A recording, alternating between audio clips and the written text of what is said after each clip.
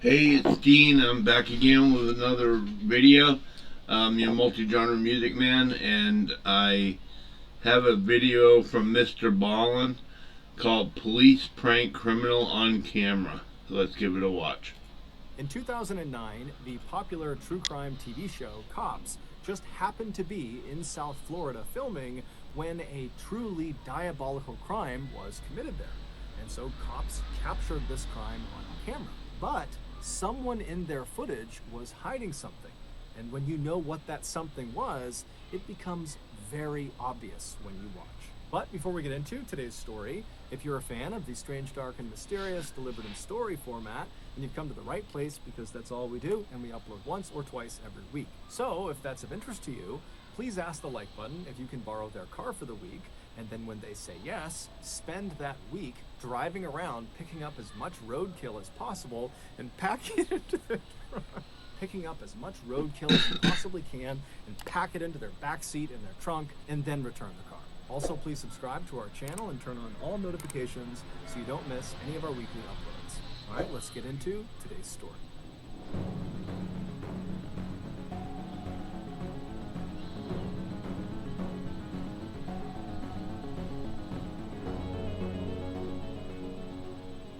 Michael DiPolito grew up in a very rough neighborhood in South Philadelphia where violence, drugs, and prostitution were just normal parts of everyday life. At a young age, like his parents, Michael became an alcoholic. He also developed a very serious drug addiction that he paid for by selling drugs. Michael would eventually drop out of high school, and not long after that, he became homeless and was living out on the streets, sleeping in abandoned buildings at night to stay warm. In 1993, when Michael was still in South Philadelphia, he was arrested for the first time. He was charged with possession of an unknown drug as well as intent to distribute this unknown drug. Court records don't specify what drug this was. However, Michael just did not show up for court, and so a warrant was put out for his arrest. Michael would somehow manage to evade police capture, and by 1997, he had fled South Philly altogether and landed in South Florida in a town called Boca Raton. Shortly after arriving there, Michael was arrested for a second time, this time for offering an undercover police officer $15 in exchange for sex. Michael would plead guilty to soliciting prostitution, however, he would just get released. A year after the prostitution arrest, Michael was sued by a former girlfriend named Karen Tan, who claimed he was the father of her son, and so he owed her child support, and Karen had a DNA test that backed up this claim. However, Michael again would just not show up for court, and before long, Karen just gave up and dropped the lawsuit. Michael was likely very relieved when this happened because at the time, he was making almost no money through a temp agency. And so after this lawsuit gets dropped, Michael decides, I need to go out and make some real money. And somehow, on his quest to find a more lucrative opportunity, Michael was introduced to associates of the Bonanno family. And the Bonanno family is one of the infamous 5 families that dominates organized crime across the United States. They are literally the Italian mafia. And after the mafia met Michael, they took a liking to him, and they did offer him a more lucrative, albeit illegal, opportunity. They gave him a role inside one of their so-called boiler rooms. A boiler room is not literally a boiler room. Instead, it's a group of fraudsters that use high-pressure sales tactics to steal money from unsuspecting victims. Typically, the way it works is the fraudster will cold call someone and they will tell them that they have this great get-rich-quick scheme, but you gotta give me your money right now if you want to be a part of it. And so when the victim says, okay, that sounds great, and they wire the money along, the fraudster just steals their money. Michael, who was very charismatic and a natural salesman, got really good at tricking people into giving him their money. And so eventually, Michael realized he could make a lot more money if he started his own boiler room, where his commission could be much higher on the money he stole. And so fairly abruptly, he left the mafia's boiler room. We don't really know how they reacted to this. And Michael would set up not one, but 2 boiler room scams of his own in South Florida. And by 2002, he had pocketed $155,000 of stolen money. However, he had spent virtually all of it on fancy hotels and cars and phone sex. But the good times would not last for Michael, because in 2002, the police caught on to Michael's boiler room scams and they raided them, and Michael was arrested for a third time, except this time he would go to court, he would stand trial, and he would be sentenced to 2 years in prison, 28 years of probation, and he would be ordered to pay back the $155,000 that he stole. Michael would only serve 7 months of his 2-year jail sentence, but that was more than enough to leave a huge impact on him. Michael hated prison. He hated every second of it. And so during those long sleepless nights that he was laying awake in his cell, he made a promise to himself that when he got out, when he was released, he would never, ever come back. And so in 2003, when he was released, he immediately entered a sobriety program. He also started going to the gym every morning, and he began studying for his GED, which is a high school equivalency test, because he didn't get his high school diploma. After he successfully earned his GED a couple of months later, he would also start a legal business. It was a digital marketing firm that was called Mad Money Inc. Over the next several years, Michael would do his very best to stay on the straight and narrow and not get in trouble, and for the most part, he did that. By 2008, Michael was still sober despite a few setbacks, and he was still very focused on his physical fitness and his health, and his business, Mad Money, was doing quite well, earning him nearly $100,000 a year. But his love life had become a bit messy. Michael had gotten married back in 2007 to his longtime girlfriend named Maria Luongo, who had stood by him when he went to jail. But that year, in 2008, when Michael was 38 years old, he cheated on Maria with a 26-year-old real estate agent named Dalia Mohammed, who he met at a Starbucks. And instead of their affair being a quick fling, as they likely both intended it to be, Michael and Dalia quickly fell in love. And when that happened, Michael went to his wife Maria and he told her, and then he divorced her. Just 3 days after the divorce finalized, Michael and Dalia went to the courthouse and they got married. The newlyweds would move into a brand new condo that Michael had purchased for them in Boynton Beach, which is a beautiful town in South Florida. And for a time, their life was perfect. They knew it was a little outrageous the way they had met each other and how quickly they had fallen for each other, but they didn't care. They got along great and they were excited about the future. But their perfect life would not last long. On the evening of March 12th, 2009, so only about a month after they had gotten married, Michael and Dalia were at home in their condo when they heard a knock on the front door.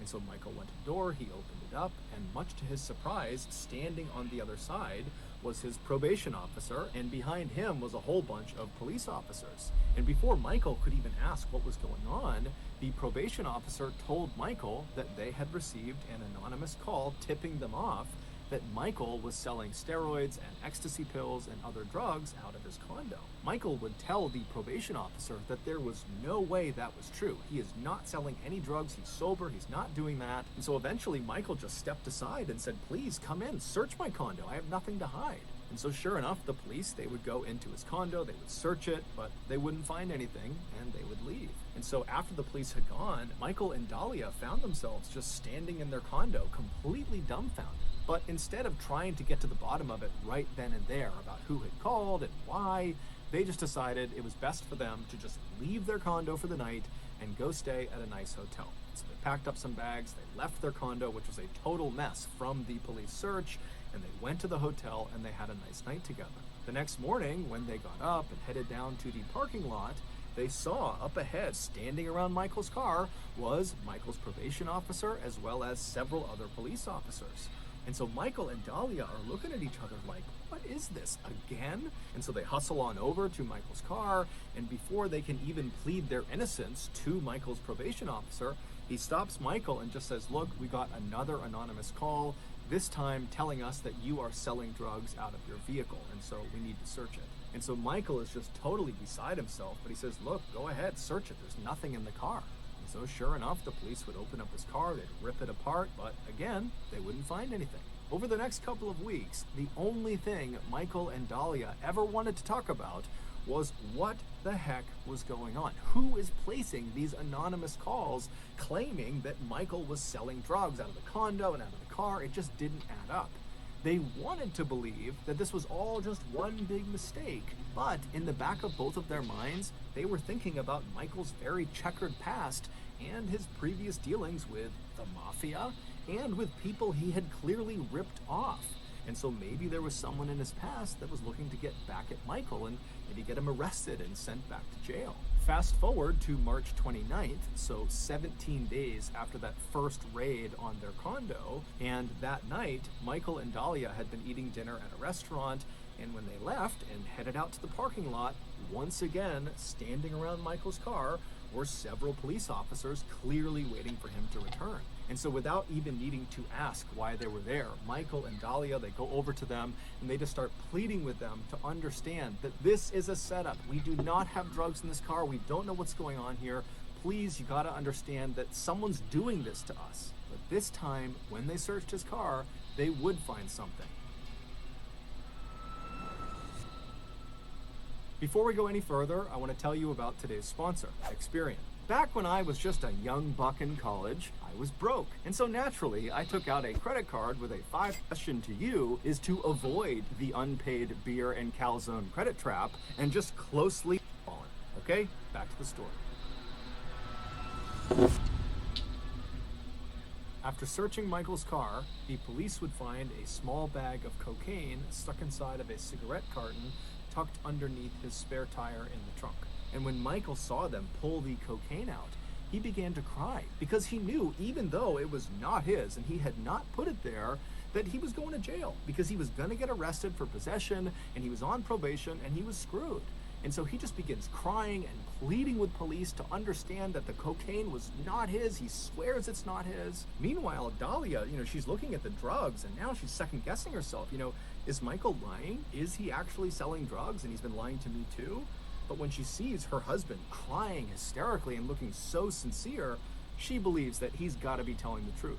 And so pretty soon she was standing beside Michael and pleading with police as well to let them go, that this was totally just a setup. And amazingly, these police officers who were aware of the previous raids on Michael and Dahlia's property, they told them, look, we do think this is pretty suspicious that somebody keeps calling in about you selling drugs and now magically the drugs are in your car.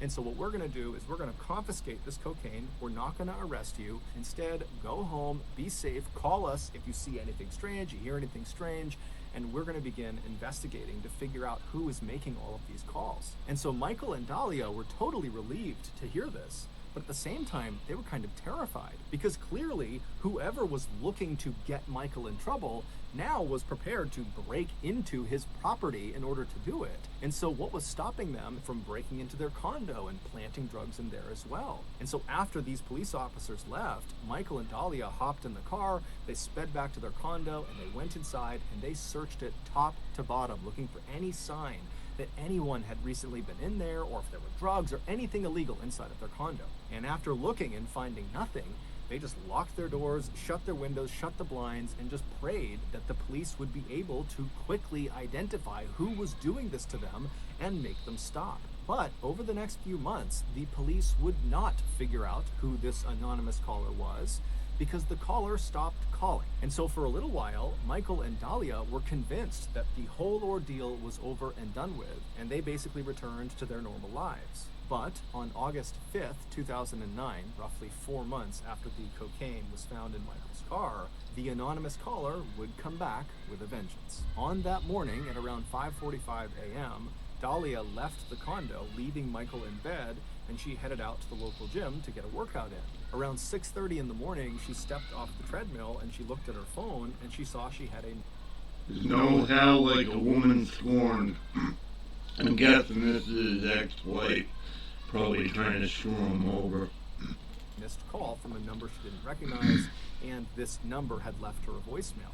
And so she calls a voicemail, she puts it to her ear, and as she's listening, her heart starts to race because it was a Boynton Beach detective telling her there had been some sort of incident at her condo and she needed to come back right away. Terrified, Dahlia grabbed her things and she ran out of the gym, she got in her car, and she called this number back.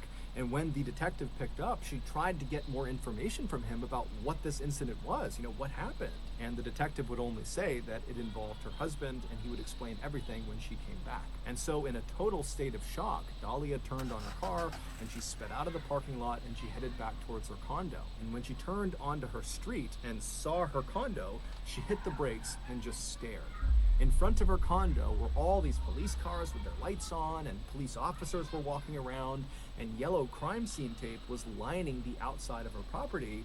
And inside of the taped off area, there were all these crime scene photographers taking pictures of her condo. And so as Dahlia is sitting in her car at the top of the street, just staring at this crazy scene she's seeing, one of the Boynton Beach police officers sees her and walks up, and after confirming that she was Dahlia DiPolito, he said to her, leave your car here and come with me. And so Dahlia, who knows obviously something bad has happened, but really doesn't know the extent of it, she puts her car in park, she gets out, and she begins walking with this police officer over towards this cluster of 3 people that are standing right in front of her property. And it would turn out one of them was the detective who had called her on the phone. And so Dahlia's led over, and that detective, as soon as he sees Dahlia, he walks over to her, and he says to her very matter-of-factly that someone had called about a disturbance in their condo, and shots were fired, and unfortunately, her husband, Michael, was dead.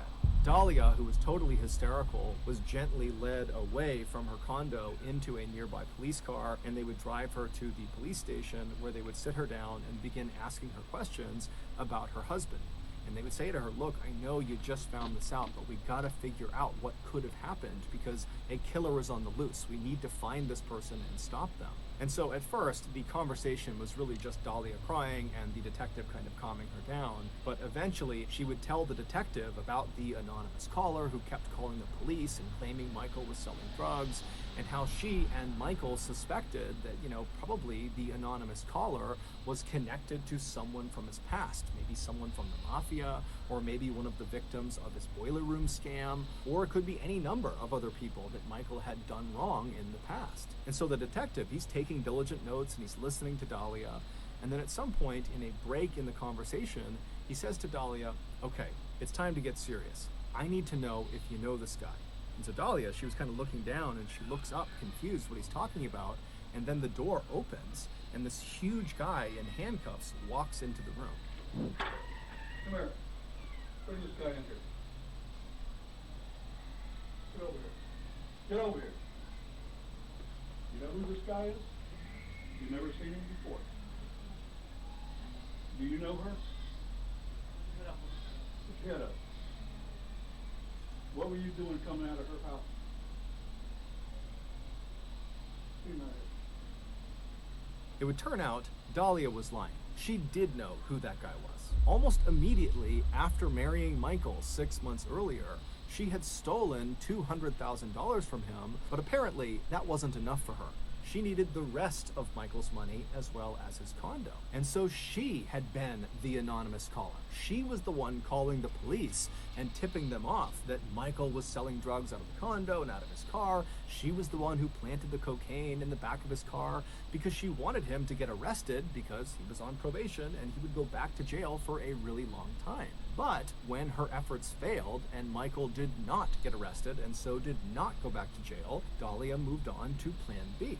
She reached out to one of her ex-boyfriends and she asked him, hey, do you know any hitmen that could murder my husband? And the ex-boyfriend at first didn't think she was serious, but when she kept asking him about it and began offering to pay and really was making it clear that she wasn't joking around, the ex-boyfriend basically told her, no, I don't know any hitmen. And then he, the ex-boyfriend, called the Boynton Beach Police Department and told them about Dahlia and her plan to hire a hitman to kill Michael. And so when the Boynton Beach Police Department found out about this plot, they immediately had one of their undercover agents pose as a hitman and set up a meeting with Dahlia.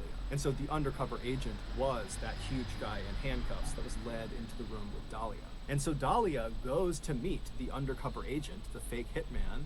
She gets into his car and there's a hidden camera in the back seat that's filming her the whole time. And she's caught on camera saying she wants to kill her husband. She gives money to the undercover agent.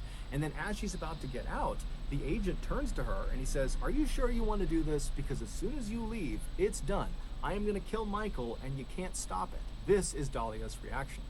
There's no changing, no, there's no, like, I'm determined already. I'm positive, like, 5,000% sure, like, no, when I say I'm going to do something, I'm going to do it. Like, as soon as you told me I was going to need the money from you, I went, I grabbed it right away, like, we were good to go. Like, with me, you're not going to have a problem, you're not going to have an issue. And so the Boynton Beach Police Department, they have all this information about what Dahlia thinks is going to happen, and they decide they can use this information to set her up in the most elaborate way possible. And it just so happened the very popular true crime TV show, Cops, was filming in the area. And so the Boynton Beach Police Department allowed Cops to be a part of this elaborate setup. So they got to film everything that happened. So on the morning of August 5th, Dahlia got up and left her condo at 5:45 a.m. and headed to the gym, knowing, at least in her mind, that the hitman would be coming to her condo right after her, breaking in and shooting her husband twice in the head, because that was the plan they had come up with that was captured on film. And so after the police see her leave at 5:45 a.m., because they were monitoring the condo, they rushed in, they knocked on the door, and they got Michael to come downstairs. And he had no idea his wife was trying to kill him. So he comes to the door, he's totally confused, but he goes with them and he's kind of ushered off to the police station. And then for about the next hour, the police set up a very convincing fake crime scene right out front of the condo. And then once it was all set up, that detective called Dahlia and left her a voicemail saying that, there's been this incident, you need to come back to your condo. And then a couple of minutes later, when Dahlia called them back and said, okay, I'm coming back to the condo now, that's when the TV crews for the Cops TV show, they kind of set up in the bushes and got ready to film what happened next. Listen, we had a report of a disturbance at your house, and there were shots fired. Is your husband Michael? Okay, I'm sorry to tell you, man. He's been killed. He's been killed, man. I'm sorry. No, he's not. Listen. No. Try to calm down. Listen, right now we need to get you to the station. We need to get you to our police station. I can't let you stand, man. We have to do our job. After the fake hitman was pulled out of the interrogation room, after Dahlia had said, oh, I don't know who he is, the detective just stared at her in total silence for a minute. And then he broke the news that he totally knew all about her murder plot and that she was going to jail.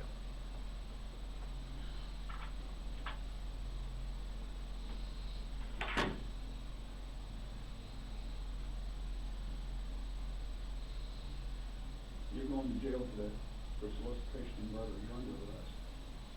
That's an undercover police officer. Everything has been recorded. You were photographed in the convertible when you sat in his car in the front of CBS. What do you want to do? What do you want to do here, Dahlia? Listen to me. I didn't do anything. You're going to jail. I didn't do anything, please. I didn't do anything. Tell me you didn't do anything. I didn't do anything. You're going to jail today. As soon as I'm done, they're going to come in here and handcuff you and take you to the Palm Beach County Jail, book you for solicitation of first-degree murder on your husband. Your husband is well and alive. Thank God. Oh, yeah, thank God. No, he doesn't want to see you. I don't want to see him. He doesn't want to see you. After Dahlia was arrested, she was still sitting in that interrogation room when the Boynton Beach Police Department made a special point of walking Dahlia's husband, Michael, past the open door so she could see him. Here's her reaction. Oh my God. What? Come here, please. Come here. Mike, come here. Come here, please. Come here. Why not? I didn't do anything to you. Mike, come here, please. Come here.